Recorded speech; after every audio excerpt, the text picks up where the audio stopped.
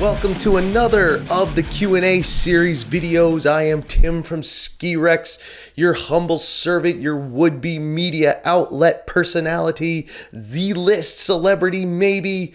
I don't know, but I am Tim from Ski Rex Media, and I'm doing another question for the question and answer series, and I'm really getting a kick out of doing these because of the interaction, and I've gotten some good conversations started on Twitter, man.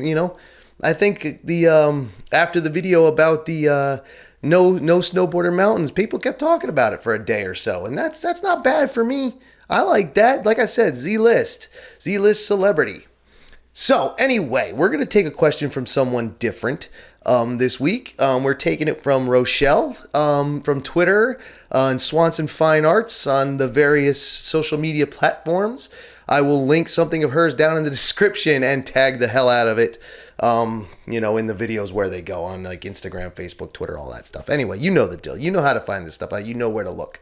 This isn't new. Anyway, Rochelle asked, should Green Hills have a high-speed path next to them for expert returns to base areas, or should high-speed skiers have to slow down near the green areas? It's actually kind of an interesting question. When she first asked it, I looked at it and said, well, it's kind of obvious. They should slow down. Obviously, they should slow down, but it really depends on other factors.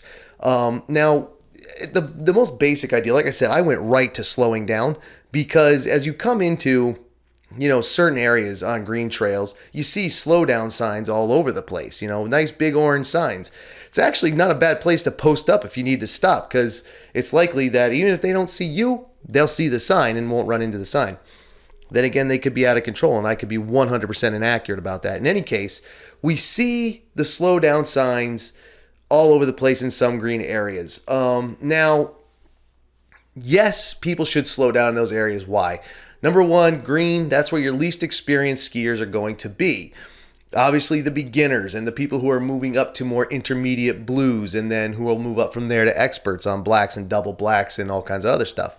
So you should slow down because these people could be, I can't say are, because I like to ride green trails too still. I'm not one of these guys who says it has to be diamonds all day or nothing.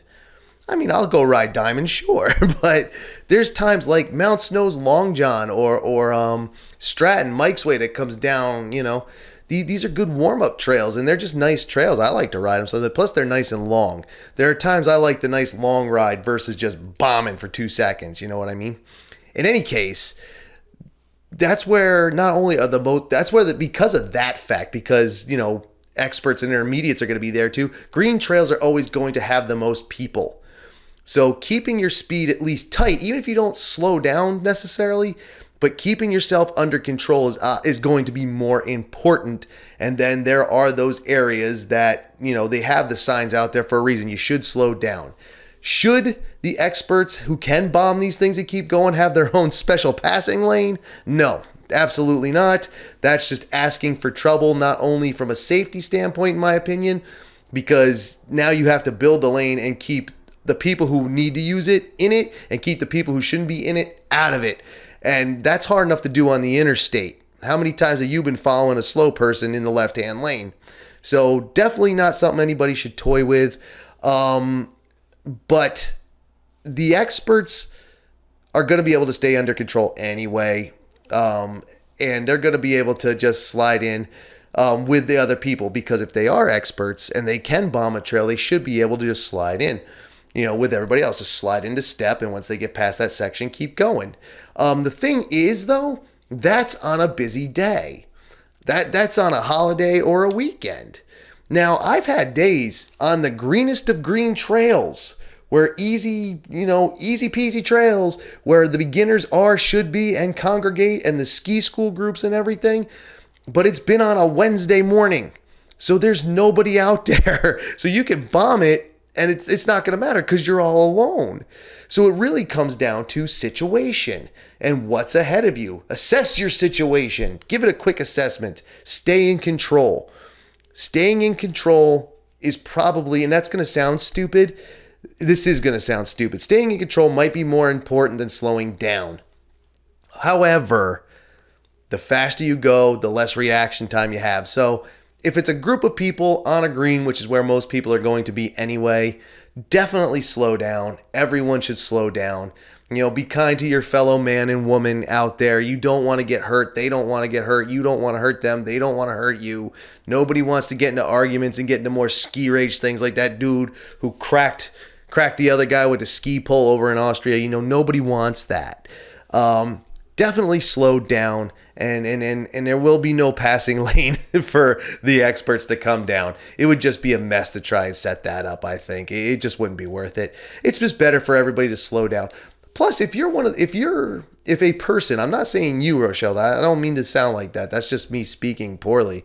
If a person is one of these that has to bomb and knows they're going through a place that could potentially have a ton of people and a ton of beginner or less than either intermediate or maybe intermediate skiers who aren't as experienced as they are, if they just bomb through there like that's their own thing, like they should be bombing through there, which can be unsafe, that's a whole other issue that person needs to look at in themselves.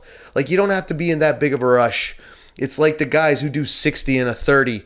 It's like the people who get mad that you don't jump right away as soon as the light turns green.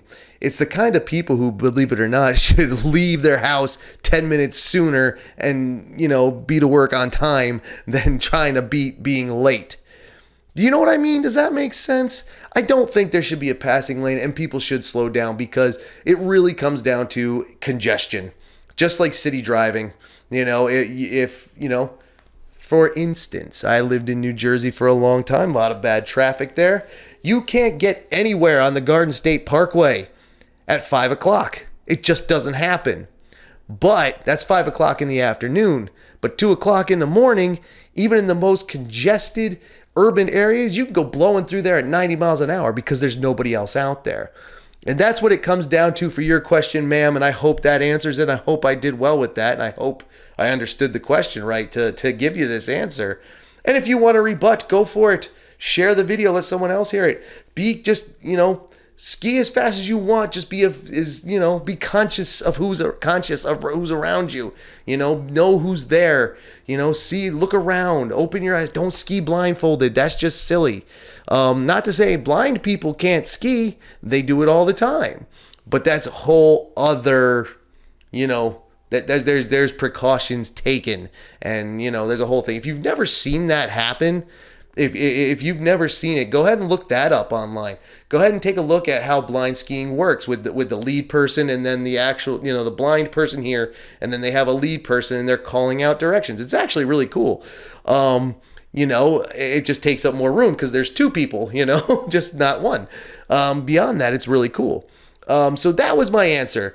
No, there should be no high-speed path, and yes, everyone should slow down, just like typical traffic congestion on the road, or even if you're a bicyclist and you're on the bike path, or if, wherever you are, keep your speed to what you can control and what is suitable for what's going on around you.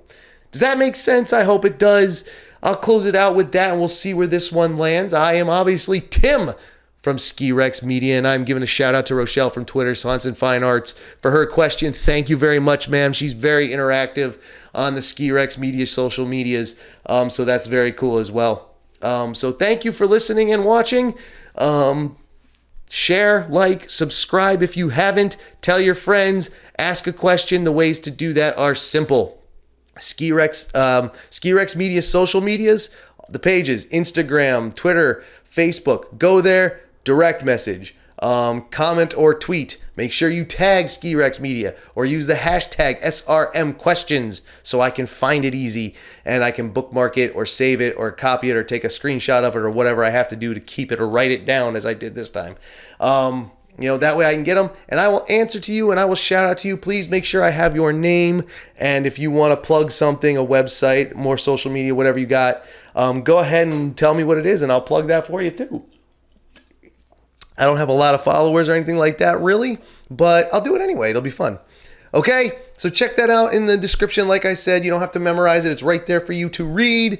I am Tim from Ski Rex Media. I will see you out on those ski hills soon, my friends. Have a good weekend. I'll see you out there later.